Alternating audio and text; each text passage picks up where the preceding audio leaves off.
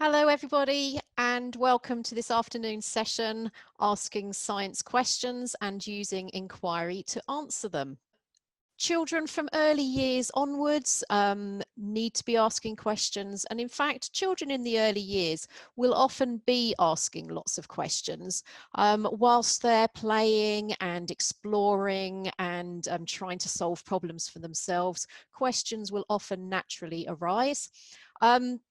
Particularly when they're working together or perhaps when they're working with an adult. But it is something that you also do need to model for them. And so I really like this idea of having I wonder why questions that you model asking to the children or asking yourself. They're more like ponderings than questions.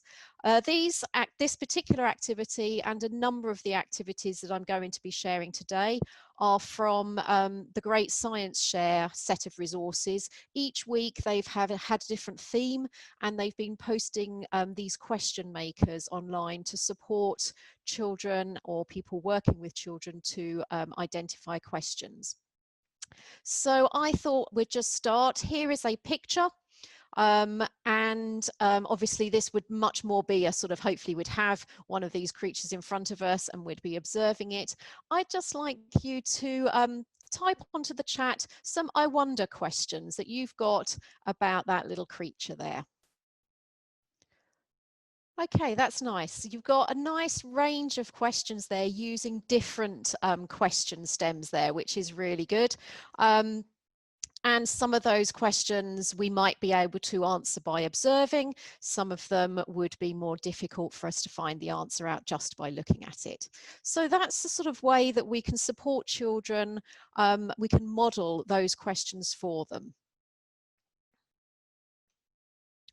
So as I was saying, that particular resource comes from the Great Science Share for Schools resources, and it comes with a very simple set of instructions that mean that people can engage with it very quickly. And during this afternoon, we're going to use a range of different sets of their resources.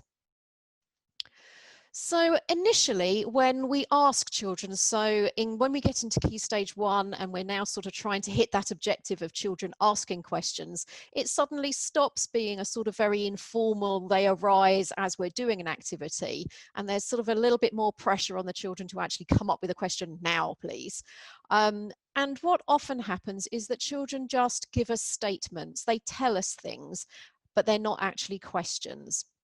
And then when we point out to them that we've been learning about questions in English and that a question has a question mark on the end of it, there is a tendency for children often to still write a statement but just stick a question mark on the end of it and think that that's now turned it into a question. So we really need to help them develop questions, not statements. And that's where some basic STEM structures, those question starters, can be really useful. So this is another example, a simpler example perhaps to start with, where we've got the 4 W's, and this particular representation is often known as the bums on the bed. So we've got the 4 W's, which are the bottoms, and then we've got the bed frame, which is the H. So we've got why, what, when, who, and how. And again, I'm going to ask you to just generate some questions. This is a different technique for generating questions. This is a frame, and you cut the middle part out of the frame there, and the children look through that frame. So they're just looking, it could be outside, it could be inside, it could be into a bucket of things, it could be anything. So they're looking through their question frame and then using that to focus their ideas on coming up with questions.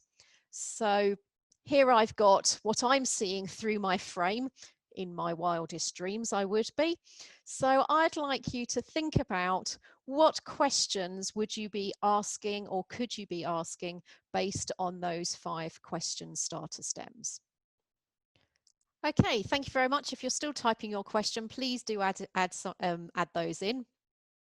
So there's a range of different questions, and I think we probably used most of those stems, if not all of them, including an additional where, which is absolutely fine.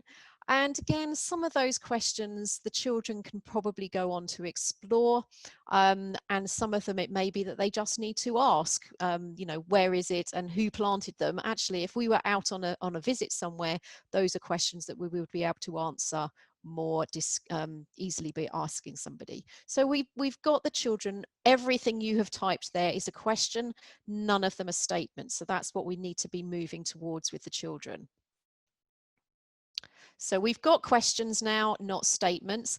The next thing we need to be starting to think about is narrowing these questions down into things that are related to the topic that we actually are covering. And again, we just need to think about how we can do this so that children aren't coming up with random questions. And then when they do come up with questions, we need to steer them towards, is that actually relevant to the topic or not? So one thing that you might do is something along these lines, where our topic is about changing materials. And so we've got 2 boards there that we can use as spinners. So the idea is you put a paper clip in the center of the circle, hold it in place with a pencil, and then you flick the paper clip around with your finger and it will land on a question stem, and then you can do the same with the type of material. This particular activity comes from the book Science Inquiry Games. I've put the link to it there. So what I'd like you to do again is just imagine that you've spun your 2 spinners. So you've picked a question stem and you've picked a material, and just post 1 or 2 questions. Okay, lovely. If you're still posting, then please do put that in there as well. And what's good there is that actually you've also taken note of that sort of little heading, changing materials, which I said. And in fact, all of your questions, I would say, are related to changing materials, not just those materials.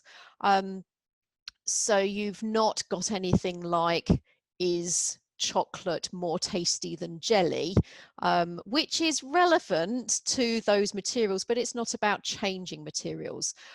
So it may be doing an activity like this, we can actually generate lots of questions and then ask the children to go back and look at those questions. Yes, they're all linked to materials, but are they all linked to changing materials? So we can start to get the children to refine those questions. Just because I forgot earlier on, I might just say, somebody asked, what is that creature? It's actually an axolotl, if anybody didn't know, because it is a really weird little creature. So that's what that is. So another way that we can help children to come up with questions linked to a topic is giving them time to explore some of the resources that we're likely to be using during the topic. So if we're doing forces and magnets, giving the children a range of magnets on the table and possibly some magnetic, non-magnetic objects, and just giving them a chance to play. And actually they'll make a lot of discoveries during that time, which you will then be able to draw on later with your topics. Giving them light sources and again a range of materials so they can start to see what's reflective, what's not, transparent, translucent, opaque, and start to make shadows. It might be that if you're doing sound, you want to get some musical instruments out, hideously noisy lesson, but just giving them the chance to play the instruments, talk about what they're made of, how are they playing them, what sort of sounds do they get. Materials, whenever you're doing materials topic, just starting by having the materials out on the table and giving them a chance to explore them. With living things in their habitats, just going out and seeing what they find. So they're starting to think about what they remember from previous topics and coming out with new questions. And then also little problem solving activities. So for instance, at the start of an electricity, just giving them the equipment and see if they can make the light bulb work. So this just means that all their questions are more likely to be focused around the types of activity you're likely to go on and explore during your topic. Again, just another way of doing this is here we've got a broader range of questions on a spinner. So again, we'd just be using the paper clip and spinning different question stems to come up with things linked to our exploration. So we might do the exploring and then use the question spinner afterwards to focus our attention. Just an alternative to that is this question teller. It's one of those things that you fold like a chatterbox. So there's lots of different ways, as you can see, and it might be that when the children have become familiar with these different strategies for generating questions, it might be that you have these resources available to them in some sort of question box. So when you're wanting them to ask questions, they can go and choose the resource that they feel is going to support them with generating those questions. And you may have two children working together using a different resource. So another way of getting the children to identify questions linked to a topic is by asking them to do some sorting and grouping. So again, it could be some of the same objects that we've just talked about with exploring, having those on the table, getting them to sort them in different ways, because quite often when they're doing that sorting, they suddenly realize that they're not actually quite so secure in the subject knowledge as they thought they were, particularly when it comes to sorting animals and that sort of thing. We suddenly realize we don't know where they live, we don't know how many legs they've got, we don't know what they eat. So that generates questions that we're likely to go on and possibly want to explore later that they can answer. It might be that you give them the key vocabulary for the topic and ask them to sort it into words that they've heard of, words that they've heard used, words that they've used, so they're part of their everyday language, and then words that they can actually define, because it's more difficult to define a word than it is just to be able to use it. So just getting them thinking about the vocabulary they're going to be coming across during the topic. So another strategy for generating questions are these question hands. So you can print out and laminate a pair of hands, or you could just ask them to draw around their hands and create it for themselves. But the way it can work is you have one hand where the fingers are all a question stem, and then on the other hand is an object or something linked to your topic.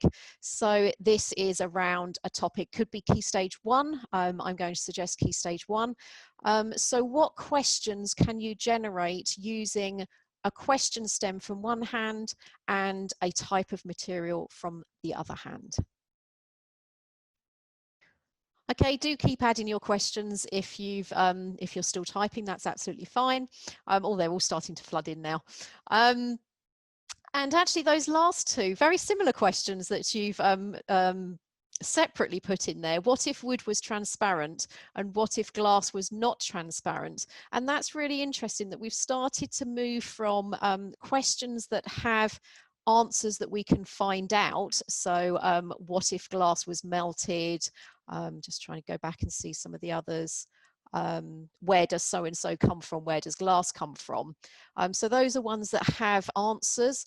And then we've got these two at the end here. What if wood was transparent? What if glass was not transparent? And those are those sort of thinking questions where we sort of, again, we go back to that ponder. I wonder what would happen if. So that's a really nice open question that perhaps we'd want to just get them to think about. And it's almost like a positive minus interesting would be another way of approaching that question, getting the children to think about, well, would there be any positives of that? What would be the negatives? What are the interesting things about that?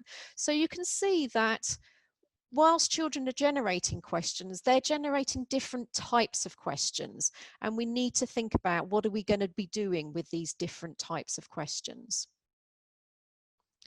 So another way that we can get children to start thinking about questions is to get them first to draw their ideas. This does work particularly well with the topics that include the human body, so animals including humans. So asking the children to think about, what's inside your body as a precursor to thinking about skeletons and muscles. Where does your food and drink go? So before the digestive system in year 4. And that's always really fascinating because children just haven't thought about these things necessarily. And sometimes they may have seen a book. So some children may have some notion of what's going on. And then some children are relying on cartoons that they've seen, or sometimes things that their parents have said, which also does influence. So you've got hollow legs. So actually they put all their sausages going straight to their legs because that's the bit that's hollow. So it's really interesting to unpick some of their ideas when they draw them. What happens inside your body when you exercise? So quite often with this, I might ask the children to do some exercise first, and around the outside of the body, they can write what they can feel on the outside or what they can see. So those external things that they're experiencing, and then also then getting them to think about actually what's going on inside your body. And at that point, with any of these diagrams, you might again give them some key vocabulary, because that might prompt them to think about, oh, actually, I do think I know something about a stomach. I'll put that in, but I haven't really got a clue about an esophagus. A heart, yep, I can put that in. I've got a vague notion where it is, but I don't know what the other bits and pieces are. So that can just help them to label their diagram, and actually will also generate more questions as they realize there's stuff in there that they don't know about. So we've talked about children giving us statements and how we need to move them on into actually asking questions. The children then sometimes generate a lot of questions that aren't linked. So when I did that activity with children on the circulatory system, even though they knew it was about the circulatory system, children were still including things about the digestive system. So they were including their prior learning and questions about that digestive system. But actually, when prompted, they realized that wasn't relevant. So we need to, although they will generate questions that are not relevant to the topic, we do need to support them to identify that and not just rule those out as not relevant without explaining why. So the other thing that children do is actually ask questions that they already know the answer to, which actually is a little bit pointless. So again, we just need to ask the children, if they've written questions, get them to look back over them and go, actually, do you know the answers to any of these? If so, let's not worry about thinking about those ones.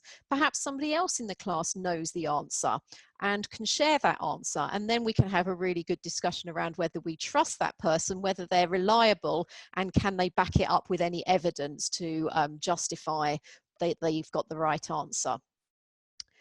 So hopefully we're left with a set of questions that are linked to the topic and they don't have the answers. They don't know the answers already. So those are the ones that hopefully we'll be able to go on and think about or explore.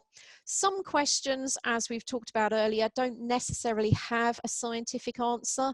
They might be philosophical questions or opinion-based questions. So there's no definite answer. But that doesn't mean we can't discuss them. It could be as part of a PSHE lesson or a philosophy for children lesson, or it could even be in an English lesson because they're having to justify their opinions and that sort of thing. And then hopefully we are left with some questions that can be answered through inquiry or through exploration. And then the next question is, how are you going to do that? How are you going to find the answer? And that will come back to our 5 types of inquiry that are explicit in the national curriculum.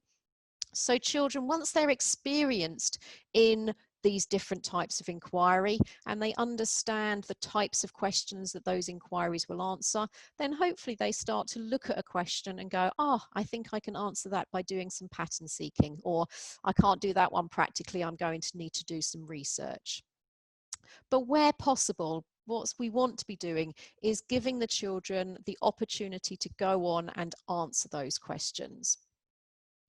So we want to make sure that we share all the children that all the questions that the children have asked, and then where possible, give them the opportunity to go on and answer them.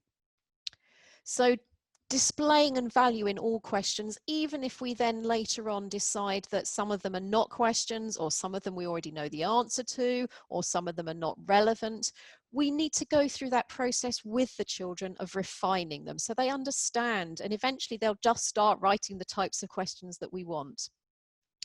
If they're philosophical debate questions, let's give them time to discuss. Let's find the odd 5 minutes where the children can discuss those questions so they don't get forgotten or ignored. And then where they do have questions that can be answered, we just need to think about, when is that going to happen? We've got very busy timetables, so how are we going to fit that in? Who's going to do the answering? Is it that it's really relevant as part of our curriculum? It's actually going to be supporting one of the statements from the national curriculum, in which case let's have the whole class doing it during a science lesson. It might be that it's interesting and it would be nice for everybody to do it, but actually it's not something that needs to be done during the class lesson. So maybe it's something that can be done as home learning, particularly for those children that want to explore that further. Or it may be that it's an activity that you keep as an enrichment activity for those children that you've identified and assessed as being secure on the learning for that topic, so they can go on and do the enrichment, giving you time to work with the other children on consolidation, but then they can feed back to the rest of the class, so everybody will get the answer to that question, although only some of them will actually do the exploring. Just because I've drawn so much on the Great Science Share resources this week, I thought it would be good and nice just to give them a quick plug. So the Great Science Share is coming up on the 16th of June. It's obviously a virtual experience this year, so it's very different to the way it's been run in the past. Anybody can join in. The theme is all around sort of sustainable development and the global goals. Each week there's been a different theme. I think this week's is the World Ocean Day, or maybe that's next week. And the idea is that children come up with questions that they're interested in trying to explore, solve the problem, answer the question. It can be linked around those themes, or it can be something else. It doesn't particularly matter, although they're trying to encourage children to think about these things. And then you can just, the children or you can post examples onto the showcase, and the idea is that there'll be a bit of a splash on the 16th of June, so looking at the website and seeing what's going on, and I'm sure there'll be lots of stuff on Twitter and that sort of thing as well. So if your children want to do something and feel part of this bigger community, it's a really nice thing to join in with. If anybody's been part of a Great Science Share in the past, you might want to share your experiences on the chat. So that's the end of my session about asking questions. The focus was much more on asking questions, with the answering being it's the types of inquiry and make time for it. So we're going to move on to science in the early years. So it may well be next week that I've got a mix of experienced early years teachers, in which case I'd love it if you can share your ideas. And it may be people that are subject leaders that have never worked in early years. So it's going to be a very broad, general think around that topic. It's going to be the same Zoom link. It's going to be the same time at 4:30. Thank you very much for attending this afternoon, and hopefully see some of you next week. If not, do go and watch on our YouTube channel. Goodbye.